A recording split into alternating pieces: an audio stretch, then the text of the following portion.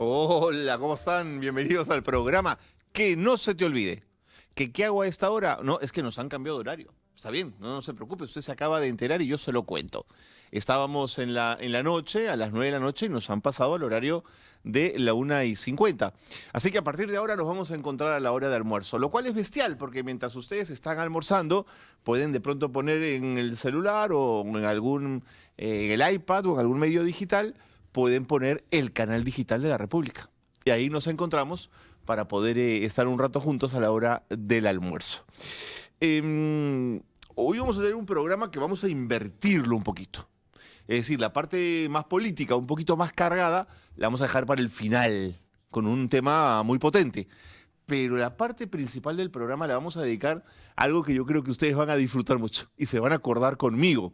Sobre todo todos aquellos que disfrutamos mucho de la televisión cuando éramos chicos, de las series de la televisión, las series antiguas. Pero eso se lo voy a contar más adelante. Necesito, porque esto me lo ha pedido además ahorita entrando el director del canal, me ha dicho likes, tienes que darme likes, Carlos, así se ponen los jefes con las métricas y con los números, ¿no es cierto? Necesitan números, necesitan métrica. 50 likes, ha dicho. Y yo le he dicho, pero siempre hacemos más de 50 likes, pero quiere más. ¿Por qué? Romper el algoritmo. Hay que volverlo loco al algoritmo de YouTube para que el programa fluya con libertad en el conjunto de redes sociales y se comparta con libertad por toda Internet. Así que ojalá consigamos los 50 likes. Yo sé que mi productora friega el día entero con 100 likes, 150 likes, pero ustedes no le hagan caso. Vamos por los 50 likes que los necesitamos para romper el algoritmo, ¿de acuerdo? Quiero invitarlos a los que todavía no lo han hecho a compartir el programa. Ahora venía caminando por el Jirón Lampa para llegar hacia Camaná, donde está el canal, y la gente se me acercaba y me decía, oye, Carlos, el programa me gusta. El programa tiene buen tono. Los temas están bacanes. Y yo siento, digamos, que en estas 3 semanas juntos, la gente se me acerca y me dice, me gusta. Y yo creo que el programa está intenso, está bueno. Pero si ustedes lo comparten, vamos a hacer de pronto que más gente se anime a verlo y se arme una suerte de comunidad de memoriosos. Los memoriosos lovers. ¿Qué tal si le ponemos ese nombre, ¿no es cierto? Porque en un país de desmemoriados como es el Perú, tenemos que hacer memoria. Así que los invito a quedarse con nosotros en Que No Se Te Olvide para entrar en este proceso de hacer memoria y entender por qué el Perú de hoy tiene esta forma, tiene este rostro y tiene estas características. Comenzamos. Estas son las 5 del día por el momento. La primera, ¿qué nos dice? Candidato Carlos Espano descarta indultar a expresidentes. Si devuelven un poco del dinero y se arrepienten, hay que ser muy ingenuo para faltarle el respeto de esta manera a la justicia. Cuando la justicia del Perú da una sentencia, no hay nada que indultar. Aunque sea una prerrogativa presidencial, la verdad es que es absurdo dar un ejemplo como ese, ¿no? O sea, yo, al que roba un teléfono, no lo indulto. Que se coma 7 años, 8 años, lo que tenga que comerse. Pero al presidente que debió dar el ejemplo, ¿no?, de cómo tiene que comportarse un jefe de Estado, a ese sí, lo puedo perdonar si devuelve la platita. No, pues Carlos, es un absurdo. Ya cometiste un error tonto con lo de Montoya y estás llevando tu candidatura a un auténtico despeñadero. En fin, es tu decisión, son tus actitudes. Vamos con la segunda del día. La segunda del día, Hernando de Soto niega vínculos con Jeffrey Epstein tras ser mencionado en correos. Nunca he sido parte de esa vida. Bueno, Hernando de Soto, un correo te desmiente, ¿ah? Estabas en la mermelada y Jeffrey Epstein te descalifica hasta como economista. ¡Qué tipo más aburrido!, dijo Epstein en uno de los correos. Palabras más, palabras menos. ¿Cómo le puede doler a un ego tan gigantesco como el de Hernando de Soto aparecer, ¿no es cierto? Es el segundo peruano, además, que aparece en los archivos vergonzosos de un impresentable como este, de un poca cosa como Epstein, pedófilo, violador, agresor de menores, a partir de todo lo que hemos estado viendo y todo lo que estamos descubierto en estos archivos que han sido descubiertos. Una porquería humana, ¿no es cierto?, donde Hernando de Soto aparece ahora en estos correos. Una porquería humana, me refiero a Epstein, y ahora vemos a Hernando de Soto en estos correos de la porquería humana. En fin, ahí están. Seguimos con la tercera. La tercera, Pedro Castillo, el Poder Judicial rechaza incluirlo en demanda de amparo de Dina Boluarte para anular su vacancia. Ahí está el tema, veremos qué pasa, pero en fin, vamos a ver los que eran hermanos siameses estando en el poder cuando Castillo se fue, o cuando Castillo fue vacado, o cuando Castillo dio ese torpe golpe de Estado, ¿no es cierto? Y fue vacado posteriormente. Dina Boluarte lo traicionó, ¿no es cierto? Y se hizo amiga íntima de la derecha política. En fin, ahí está, tal para cual, estos dos personajes. Dejamos a Pedro Castillo y vamos ahora con la cuarta, que tiene que ver con la alcaldesa de San Isidro. Infringió neutralidad electoral para apoyar a Renovación Popular. Alerta Jurado Electoral Especial. Bueno, no nos extraña de Renovación Popular. Digamos, un partidete que no tiene ni siquiera estructura partidaria, que es solamente un remedo, una suerte de franquicia electoral a la que ya estamos acostumbrados, como muchos de los partidos que compiten en estas elecciones. Vamos ahora con la quinta del día, o del día en tal caso, hasta el momento. Acción Popular no define postura sobre censura o vacancia contra Gerí, afirma Elvis Vergara. Bueno, Acción Popular no está en capacidad de definir nada. Si es un remedo de partido, si es una burla de partido. Ya lo ha demostrado en estos 5 años congresales, ya lo ha demostrado como en la lógica de tener una sola candidatura. Acción Popular es... Paniagua tiene que sentirse tan avergonzado, Belaúnde tiene que sentirse tan avergonzado de lo que es hoy Acción Popular, que de verdad no son ni la sombra del partido importante que fueron en la segunda mitad del siglo XX, ¿no? Un partido de correveidiles, un partido de comechados, un partido de aprovechadores, un partido que no es capaz de plantear seriamente una candidatura, un partido que son el hazmerreír de la política peruana. ¿Podrán siquiera ser capaces de ponerse de acuerdo en una censura o una vacancia? El arquitecto, sin duda, si viera el partido que formó y lo que es ahora, probablemente se echaría a llorar y diría: cierren la puerta del partido del Paseo Colón, porque no es eso lo que yo quería entregarle al Perú en una gesta política como la que hicimos en la década de los 60. Estas son las 5 del día hasta el momento. Bueno, nos metemos en otros asuntos, porque lo que viene a continuación, en que no se te olvide, es el dato que faltaba.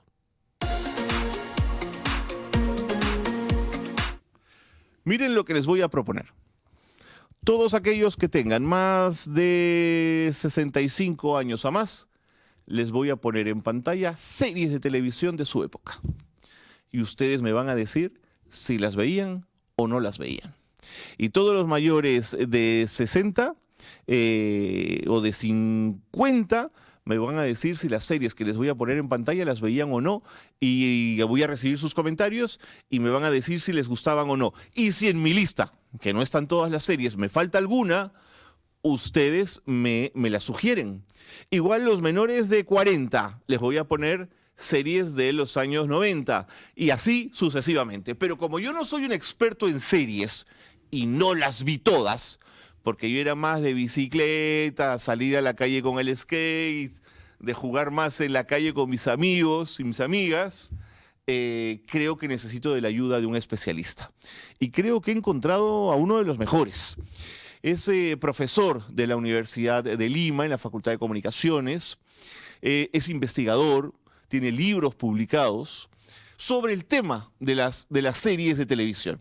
Es un experto, se llama Giancarlo Capello. Tuve el gusto, además, de conocerlo en la facultad y quiero presentárselos a ustedes para que él nos ayude un poquito a mirar estas series que estoy convencido que ustedes han visto y que están dispuestos a hablarnos de ellas también junto con Giancarlo esta tarde en el programa. Giancarlo Capello, bienvenido, qué gusto conversar contigo, ¿cómo estás? ¿Cómo estás, Carlos? Muchas gracias. Hagamos la aclaración de que tan boomer no soy tampoco, ¿ah? De acuerdo, aclaración hecha entonces. ¿Cómo estás, Giancarlo? Bienvenido al programa. Muchas gracias, Carlos, por la invitación. Bueno, ¿qué te parece si ponemos las cosas en perspectiva? Si yo te dijera cuál es el momento en el que las series entran con fuerza en la televisión, sobre todo en la televisión norteamericana, que luego irradia hacia el resto del Ujú. mundo, ¿sería la década de los 60? Sí, fines de los 50 y comienzo de los 60 es la legitimación de la televisión como un aparato narrativo, ¿no? Encuentra su nicho no solo ya como fuente de entretenimiento doméstico, sino también encuentra una vía para contar historias y hacerle de alguna manera la competencia al cine. En verdad nunca fue su idea hacerle competencia, pero era muy consciente la televisión de que las historias convocaban y en un tiempo en que la necesidad de prolongar la programación se hacía cada vez más intensa, las series fueron la respuesta, ¿no? De hecho, esa es la primera gran época dorada de la televisión, los westerns de los 60, los primeros fines de los 50, ¿no? Las series de los 60, los primeros policiales, esa es la primera gran Correcto. era dorada de la narración televisiva, Pues ¿no? vamos rápidamente a ver algunas. Yo he planteado algunas, si me he olvidado de algunas, tú me avisas, Giancarlo, y el público que nos está viendo también, Ujú. por supuesto, No. nos avisa si nos falta alguna. ¿Qué te parece las que pongo en pantalla? Yo comenzaría diciendo que en los 60, Bonanza y El Fugitivo me parecen importantes. De acuerdo. Además, es así, no la vi en su emisión original, pero sí en las repeticiones de Canal 5, y la musiquita también te queda grabada, ¿no? Tararán, tararán, tan, tan, tan, memorable. Bonanza, además, fue una serie longeva porque fue la primera de las series que se hizo a color. Entonces, también se procuró y se le metió mucho carbón y mucho punche a la narrativa para que subsistiera todo ese tiempo porque fue un mascarón de proa para la venta de televisores a colores, ¿no? Ajá. Y es un buen ejemplo de que cuando se quiere estirar con calidad un producto, se puede lograr, ¿no? Porque Bonanza terminó ya por una cuestión de agotamiento del formato, pero los índices de audiencia siempre los tuvo arriba, ¿no? Ah, mira, Y yo de creí hecho, que Bonanza era una foto, la foto que estamos viendo era una foto coloreada, pero no, no, entonces no, se no. hizo en color. Se hizo a color, fue la primera serie a color que se hizo De acuerdo. para ¿Y El la televisión. Fugitivo? El fugitivo sí fue a blanco y negro, pero el fugitivo tiene el mérito de ser la primera serie de televisión cuyo final fue así. Después de la visita de los Beatles a Estados Unidos, el final del fugitivo fue el gran final de una serie de televisión, ¿no? El primero, ¿no? Porque después vinieron otros finales memorables con mucha audiencia, como el de Cheers, ya en los 70 y últimamente el final de Game of Thrones, ¿no? ¿Por qué? ¿Qué le pasó al final del Fugitivo? Todo el mundo quería saber si el hombre quedaba libre o no. Había ¿Lo sido, encontraban o no? el fugitivo es el perfecto ejemplo de la percha en el abismo. Es una jerga de guión que dice, se va a caer, pero no se cae, ¿no?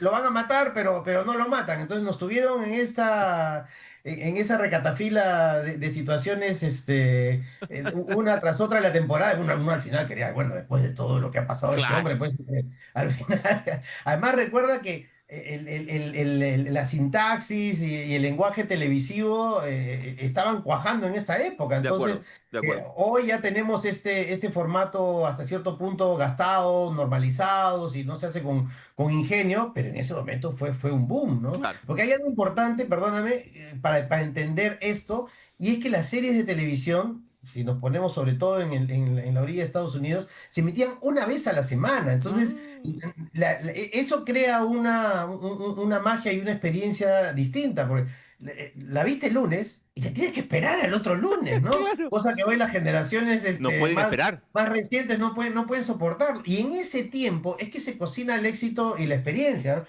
¿no? ¿Saldrá? ¿No saldrá? La cabecita empieza a Claro, generar claro, claro. hipótesis. La cabecita que además estaba en esa época libre de tantas otras, de tantos otros inputs, de distractores. Entonces uno cocinaba, cocinaba, cocinaba la historia y había una fruición y un placer. Sabía que iba a ir Claro, por ahí claro. y al mismo tiempo también, caray, qué bueno que no fue por ahí porque eso indicaba que la serie no era predecible, De ¿no? acuerdo. Vamos con la siguiente y recuerdo además que El Fugitivo fue llevada al cine con posterioridad Con Harrison también. Ford, sí. Acá Ujú. tenemos Los Intocables, que son las primeras fotos, y tenemos Los Patrulleros del Oeste. Sí, los Patrulleros del Oeste fue la traducción con la que se hizo famoso en Latinoamérica, ¿no? Que ya te hace con el título remitirte a una serie del oeste, pero no es tanto del oeste, sino ya es más moderna, ¿no? Son los años 40 donde aparecen los Texas Rangers, que son básicamente la guardia de frontera, Claro, ¿no? Y son todo, pero igual es una serie cocinada al vapor del policial. Hay algunas cosas que tienen que ver con la frontera, pero también el típico homicidio, en fin, ¿no? Pero fue uno de los primeros policiales que además provocó que la gente se quisiera enrolar en los Texas ok, Rangers, ¿no? ok. De hecho, después en otros estados también crearon sus Rangers como un cuerpo entre civil y militar, las milicias, los reservistas, un poco a la inspiración de la serie que tuvo De acuerdo. muy buena pegada, ¿no? Señor, señora, si usted es de la década del 60 y alguna de estas películas le suena, o series, perdón, le suena, avíseme para poder ver su comentario. Tengo una última del 60 y ya para pasar a la década del 70, que es esta, que es la del Rescate 8, que creo que es de bomberos, corrígeme si me equivoco. Sí, sí, fue de las primeras series que estuvieron como dedicadas a instituciones civiles, sociales, Ok, ¿no? Instituciones que tienen que ver con el curso de la sociedad. Ahí estamos orientados a las patrullas de rescate, básicamente bomberos, y fue el que marcó la pauta para que luego existiera las otras series institucionales, como les llamamos, como son las series de hospitales, ¿no? claro, O sea, claro, claro. ahí la estructura del procedimiento, del caso, de las relaciones que se cuecen en el interior ¿no? de la vida profesional o cómo la vida profesional se va mezclando con la vida familiar de los personajes y cómo eso también termina condicionando o Claro, repercutiendo en la manera como abordan los casos, ¿no? Fue una serie semilla para el formato que de luego acuerdo. explotaría en otras series, ¿no? Antes de entrar al 70, ¿el objetivo es solo entretener o ya hay una narrativa de permear un estilo de vida americano, una lógica de extender una cultura hacia América Latina y el mundo? Bueno, la televisión ha sido el gran aparato de propaganda de los Estados Unidos, ¿no? Incluso mucho más eficiente que el cine, porque para el cine tienes que irte a una sala y en el caso de la televisión la tienes en la sala Claro, en la sala de tu casa, ¿no? El entretenimiento norteamericano for export siempre ha tenido una cuota directa, indirecta, disimulada o mal disimulada o bien disimulada de transmitir los valores norteamericanos, ¿no? Sobre todo, recuerda que ya estamos en la Guerra Fría claro, y hay que abonar a la narrativa, ¿no? A la égida capitalista que manejaba Estados Unidos. Entonces, yo te diría que sí, hay una cuota ideológica que se transforma en la narrativa que recoge la vida idealizada del American Way, totalmente, ¿no? Con totalmente. instituciones que funcionan, familias Mm, funcionales, ¿no?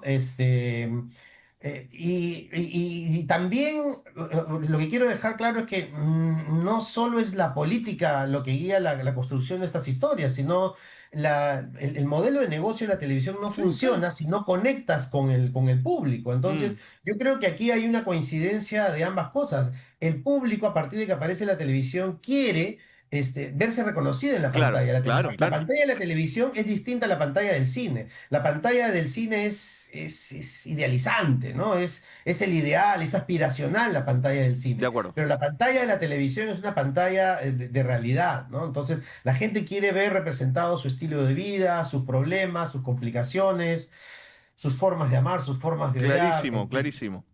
Vamos a entrar en la década del 70, voy a apretar el acelerador porque si no nos vamos a quedar horas aquí hablando, ya, Carlos. En los 70 tengo La Dimensión Desconocida, veíamos Uh, combate en la foto anterior, El Superagente 86, Perdidos en el Espacio Perdidos en el espacio. y Misión Imposible.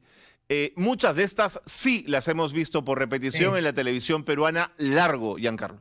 Y ahí tienes Hawái 5-0 también en una de las, Sí, de las fotos. Ya Perdidos en el esta es Espacio. la época de... y aquí estamos en la segunda era dorada de la televisión. Hablo de la televisión norteamericana, no de la Ajá. televisión mundial, ¿no? Y puntualmente orientado a la serie. Esta es la segunda época dorada porque aquí ya la serie se encuentra en su propio lenguaje, su propio timing, su propia forma de contar y el género explota, ¿no? Los distintos géneros tienen cabida, ciencia ficción, ya no solamente cuestiones del oeste, la vida cotidiana además se empieza a contar en otros formatos, Sí, porque hasta incluso, recordemos que incluso en el Superagente 86 y en Perdidos en el Espacio, el drama familiar y las cuestiones familiares estaban presentes, ¿no? Yo diría que el gran éxito de esta segunda época dorada de la televisión es que se cumple aquella premisa que decía Kenneth Berg, que las historias son metáforas de la vida, ¿no? sí. Las series son un boom en esta época porque logran sintonizar, dada esta variedad de narrativas en la que entra, puede conectar mucho más y a mayor escala con las cosas que se vivían en esa época, ¿no? Es verdad. El Superagente 86 es una sátira de la Guerra Fría, ¿no? De las películas de Totalmente. espías. Y las comedias aparecen cuando el tema ya está en una clave de saturación, o sea, ya, o sea, la Guerra Fría, hemos Claro. pasado la crisis de los misiles, ya, ¿no? Entonces es cuando aparece, porque no haces comedia hasta que el tema ya no es, ya no duele tanto, ¿no? Ya no es tan sensible. Y el Superagente 86 es la gran respuesta a la tensión que suponía la eterna, o Claro. aparentemente eterna Silvia, Guerra Fría, Silvia ¿no? se nos adelanta y nos dice Los Soprano, la mejor serie. Ah, bueno, probablemente yo suscriba lo mismo, pero ya no fuimos al Hemos 99. avanzado, pero le vamos a dar bola algún ratito a Silvia. René dice Manix, Canon, Las calles de San Francisco, Peyton Place, Uf, 77 Sunset Street, Cheyenne. Pero espérate, pues René, estamos yendo muy rápido, espérame un ratito. Escúchame, man. pero te voy a decir una cosa, pero yo al Superagente 86, ¿sabes a quién le quiero dar mérito? A la traducción mexicana. Ah, sí, sí, Ese sí. traductor es media película, es media serie, Giancarlo. Así era, además, yo alguna vez de viaje pesqué el Superagente 86 en España y no, pues no, desde que el oído, Joder, no, tío. no, no, porque es que el mexicano es capaz de recoger la sensibilidad, la gracia, el humor, la idiosincrasia latinoamericana, ¿no? O sea, Claro. dudo, creo que es muy difícil que en la televisión española escuches algo como el tipo, como decía mi abuelita, ¿no? No, o sea, Claro, no, pues claro, hay claro. otro carácter, hay Escúchame, otro carácter alrededor de la yo abuela. tuve la suerte de vivir en España unos años y cuando vi Rambo en Madrid y el día decía, gilipollas. Y ya mira, aquello fue, vámonos, cierren el cine. Tienes que ser español para que Claro, eso no, por no te supuesto. chirríe. Vamos a Bueno, los y sin ir muy 80, lejos, Giancarlo. perdón, ahí mismo, ya que entras en los 80 otro caso parecido es MacGyver, que en verdad es MacGyver, pero nosotros lo hemos consumido como MacGyver todo este tiempo, ¿no? Es Entonces, verdad, es verdad, es verdad, es verdad. Siguiente, era los MacGyver. 80. Bueno, El Chavo, por supuesto, la gran serie latinoamericana. La familia Ingalls, que por cierto en España la llamaron la Casa de la Pradera. No sé tampoco por qué. Siguiente, los 80, por favor, compañeros. Los Ángeles de Charlie y por supuesto me enamoré de Jacqueline Smith, que claro, todo el mundo vivía con la gringa, con Farrah Fawcett, pero yo creo que Jacqueline Smith era la más guapa. Miami Vice, que juega con este tema de ya, ¿no? El afroamericano junto a su amigo que era blanco y que combatían el crimen.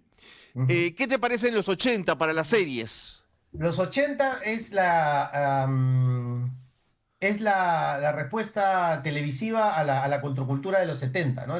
La 80 es la década, los 80 son la década conservadora de Reagan y no es gratuito, por lo tanto, que la familia esté en el centro de la Claro. narrativa, ¿no?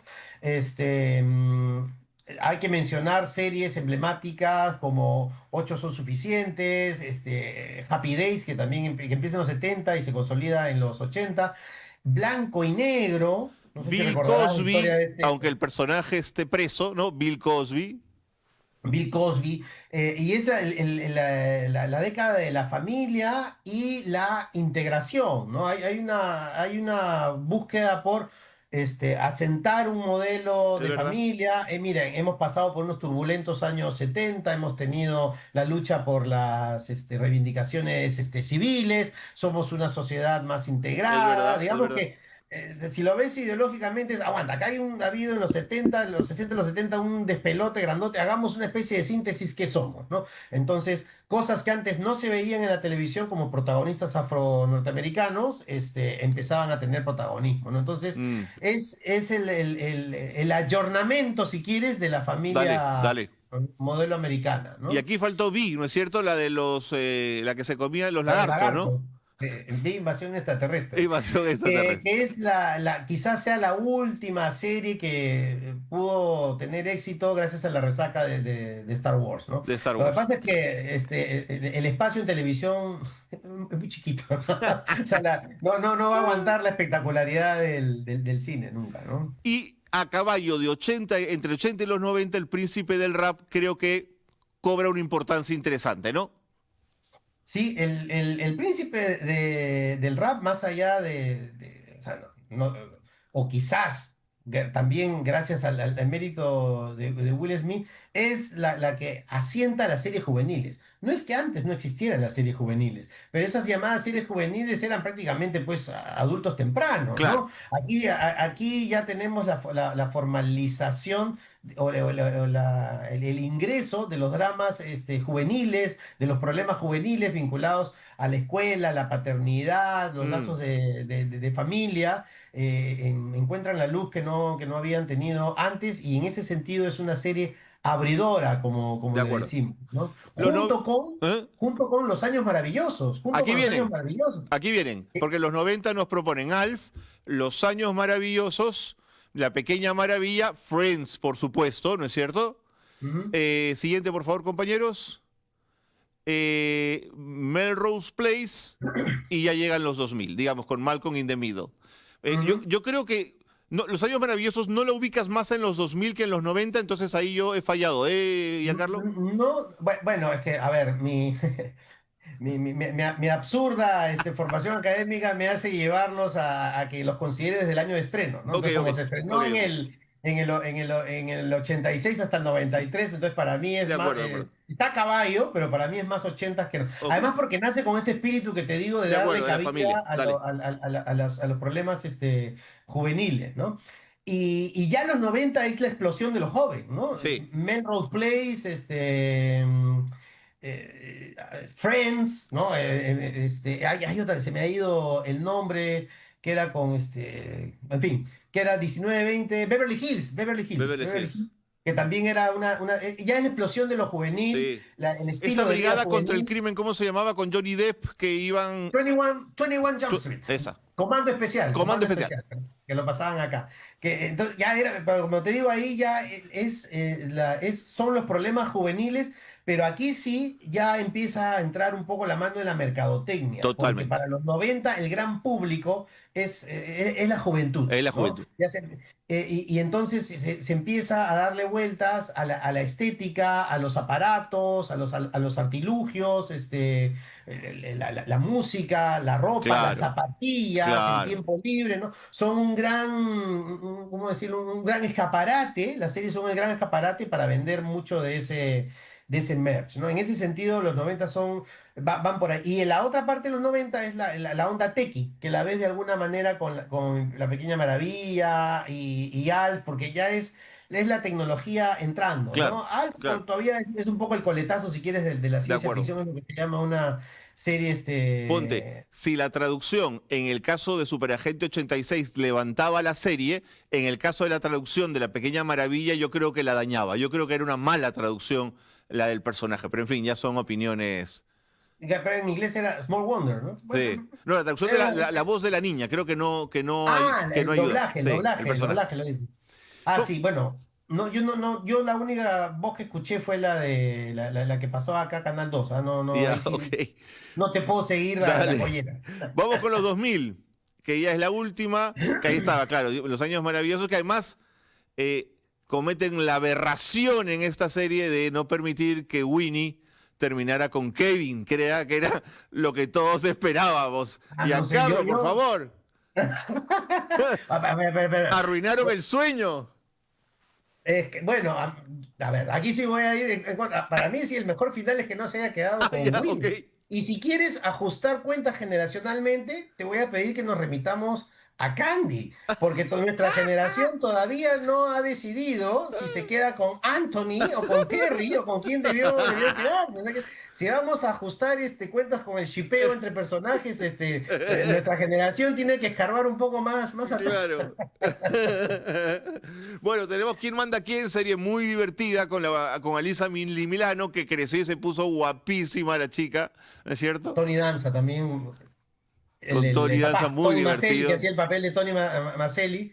Esos son Tony Maselli, Alisa Milano y el propio Fred Savage de Los Años Maravillosos.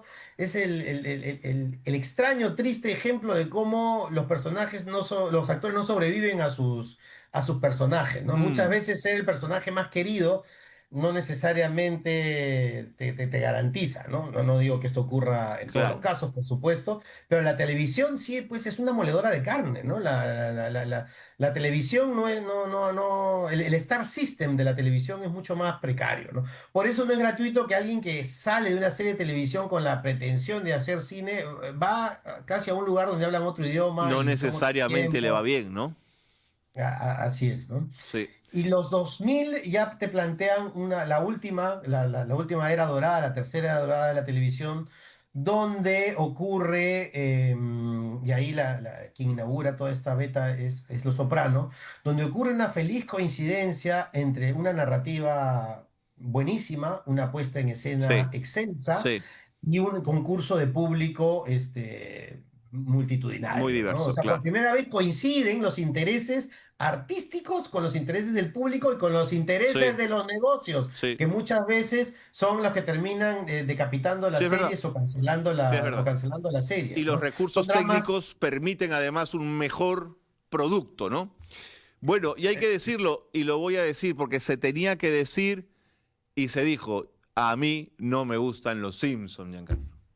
A No mí puedo me con los gustaban. Simpsons, no puedo. Hay gente que lo ha hecho de culto. No me gustan los Simpsons, Giancarlo.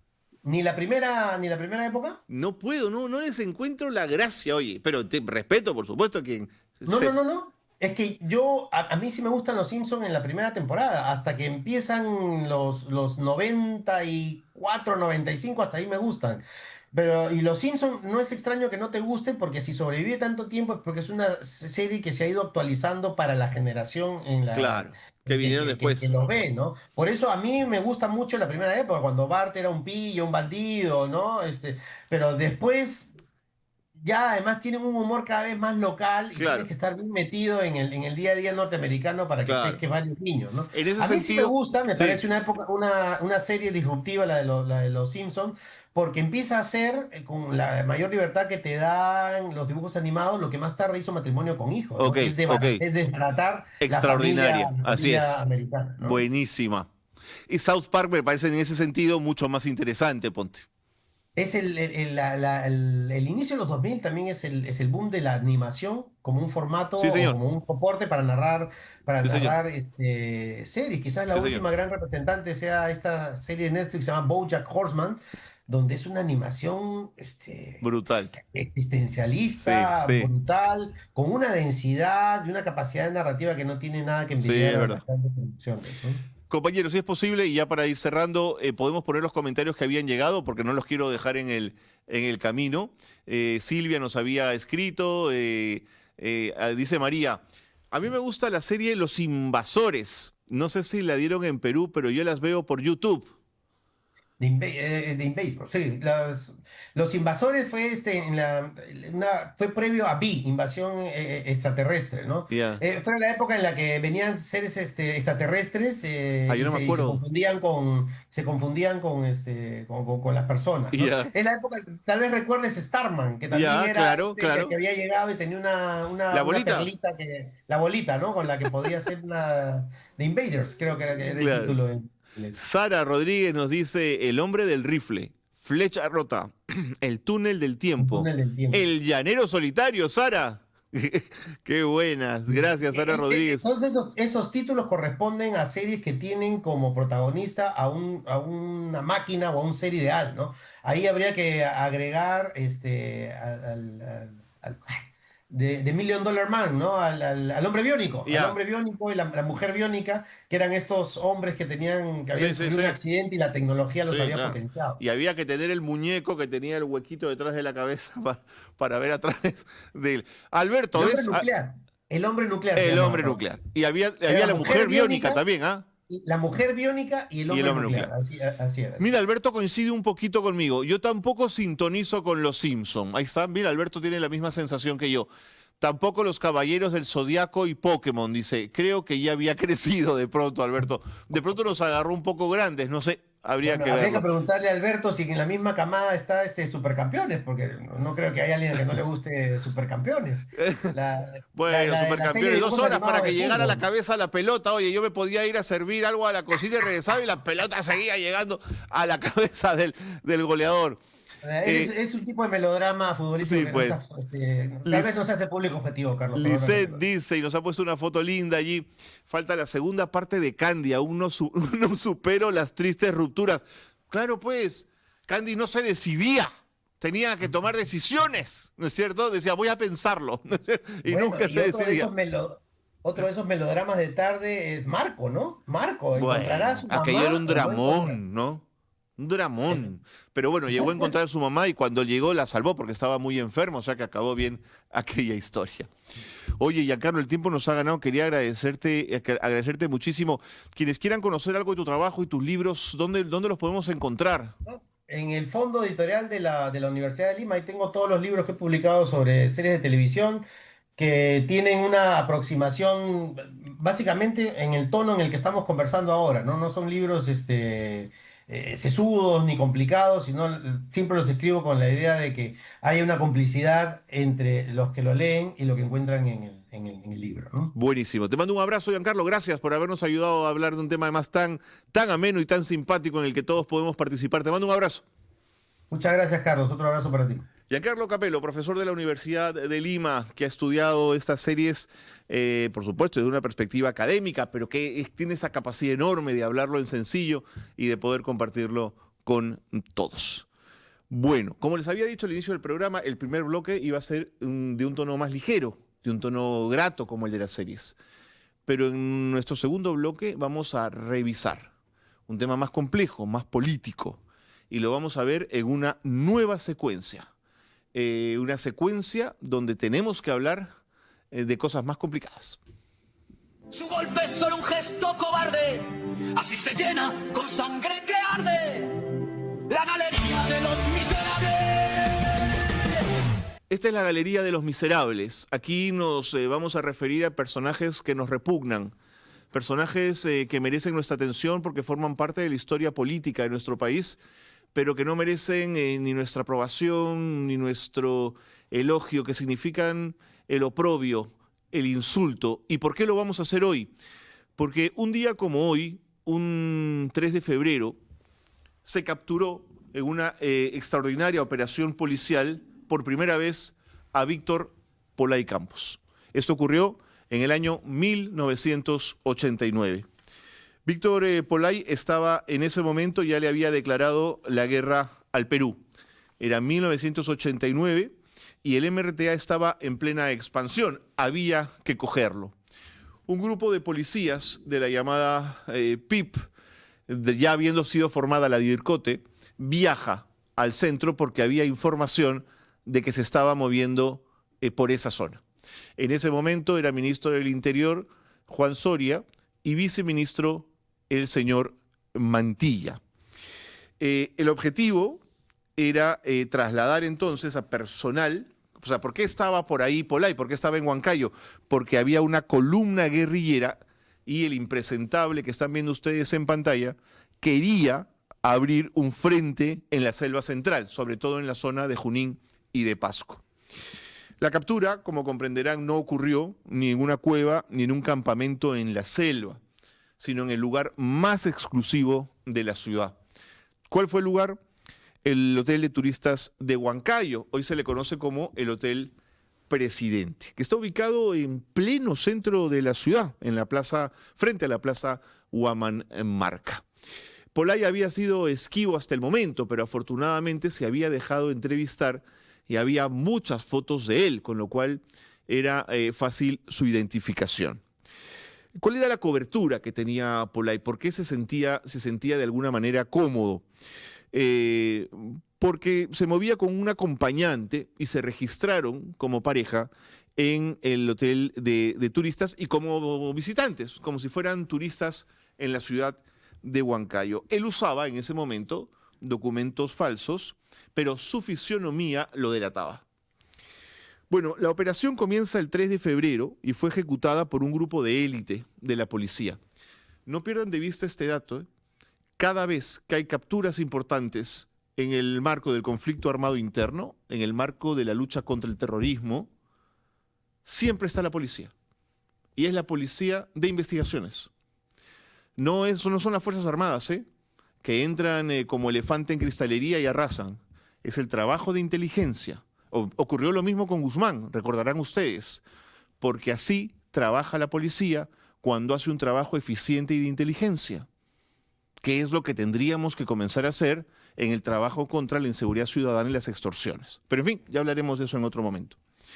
Bueno, ¿cuál fue el momento exacto? Aproximadamente a las 6 de la tarde, los agentes rodean el hotel, aseguran las salidas para que no se escape este impresentable, este bueno para nada, y Pollay reacciona porque siente que lo están acorralando, que lo están siguiendo.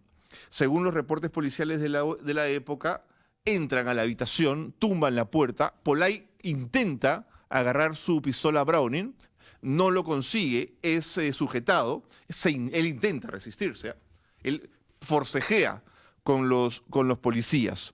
Tenía la pistola Browning y tenía además una granada de guerra que podía haber hecho detonar en cualquier momento.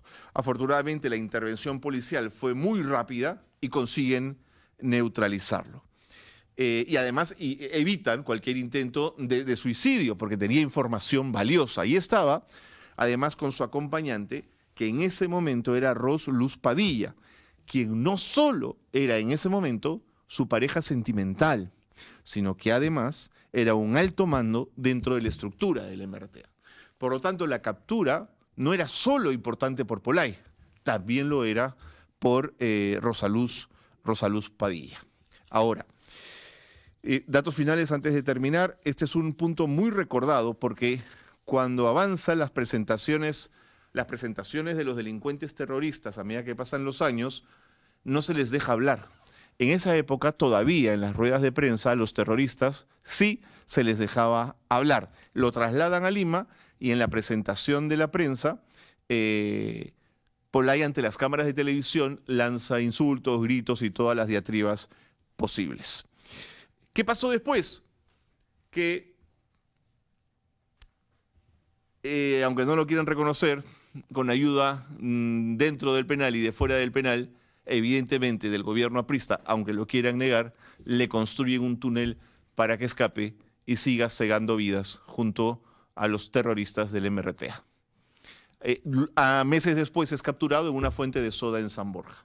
¿Por qué les cuento todo esto? Nuevamente, porque un día como hoy, en un trabajo eficiente de la policía, un miserable como Pollay cae, es detenido por primera vez y metido preso, aunque luego es ayudado a escapar por la corruptela del gobierno del APRA, su primer gobierno. Esta es nuestra galería de los miserables, por eso hemos querido ocuparnos de un impresentable, de un sujeto miserable como Víctor Pollay. Hemos terminado. Gracias por estar con nosotros, gracias por sus likes, gracias por su compartir. Nos vemos mañana.